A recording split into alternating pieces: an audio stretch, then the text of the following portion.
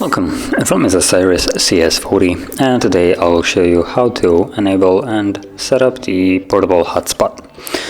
Now to get started, pull down the notification panel where you should find hotspot somewhere. Now if that is not the case as it is for me, tap on the edit button and you will have it right over here, it looks like. So grab it, drag it over, drop it and go back. And as you can see, now we have the hotspot toggle. Now before you actually go tapping on it, you want to hold it so you can change the password primarily. So from the settings in here, go to tethering and portable hotspot, Wi-Fi hotspot, set up Wi-Fi hotspot, tap on the password field and just simply remove the provided password. Now it's just some kind of random gibberish, so it's a complete cluster of randomly generated numbers and letters. So we can set up our own new one, and it needs to have at least 8 characters in length, as well mine does now.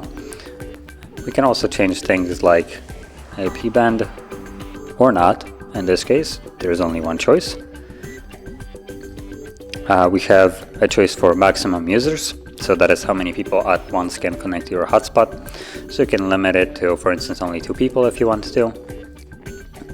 And also you have the network name, which you can change if you want to.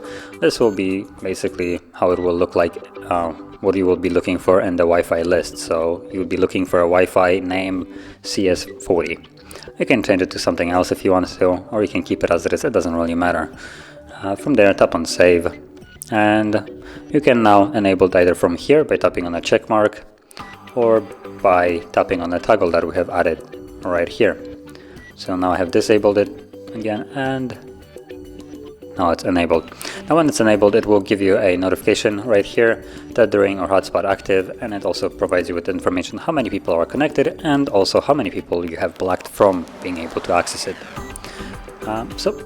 Apart from that, once you're done, tap on it simply to toggle it off and you're done.